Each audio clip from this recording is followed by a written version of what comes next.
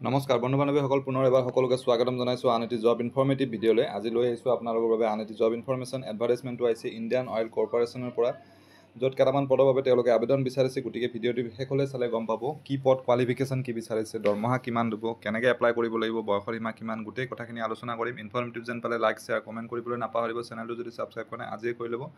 Recently ওলোৱা বহুকেইটা job related video' মই আপলোড কৰি থৈছোঁ, গোটেইকেইটা আপোনালোকে চেক কৰি চাব পাৰে মোৰ চেনেলত গৈ পেলাই। এতিয়া পলম নকৰি আমি ডিটেইল এডভাৰ্টাইজমেণ্টখন চাইছোঁ। এইখন ডিটেইল এডভাৰ্টাইজমেণ্ট আপোনালোকে দেখিছে স্ক্ৰীনত। আৰু ইয়াতে ল অফিচাৰৰ পদৰ বাবে তেওঁলোকে আবেদন বিচাৰিছে। টোটেল পদ 12টা আছে। আৰু ইয়াত যিটো কোৱালিফিকেশ্যন বিচাৰিছে, গ্ৰেজুৱেট হ'লে লগতে গ্ৰেজুৱেশ্যনৰ লগতে বেচেলাৰ্ছ ইন ল লাগিব, অৰ্থাৎ LLB। জেনেৰেল গ্ৰেজুৱেট আৰু LLB থকাসকলে পাৰিব, বা যদি কিছুমানে 5 year ইণ্টিগ্ৰেটেড LLB কৰিছে তেওঁলোকেও এপ্লাই কৰিব পাৰিব।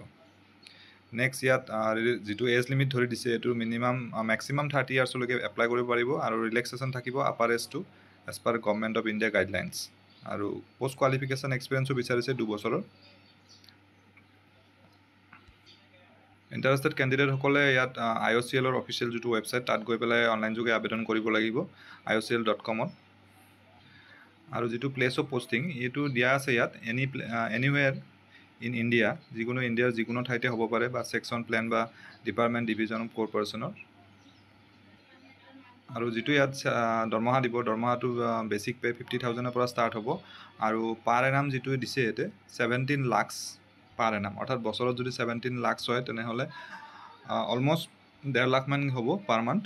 আৰু ইয়াত যিটো লাষ্ট ডেট এপ্লাই কৰা, সেইটো 8 অক্টোবৰৰ ভিতৰত এপ্লাই কৰিব লাগিব। আৰু যদি আপোনালোকৰ কিবা কুৱেৰি থাকে তেনেহ'লে তেওঁলোকে এটা ইমেইল এড্ৰেছ দিছে, তাত আপোনালোকে ইমেইল কৰি পেলাই কুৱেৰিটোৰ সুধিব পাৰিব, আৰু মোৰ তাতো কমেণ্ট কৰিব পাৰিব। আৰু এপ্লিকেশ্যন ফি দিব নালাগে এপ্লাই কৰাৰ কাৰণে। গতিকে আশা কৰিছোঁ এই ভিডিঅ'টো যদি আপোনালোকৰ মাজত এজন হ'লেও কেণ্ডিডেট উপকৃত হ'ব।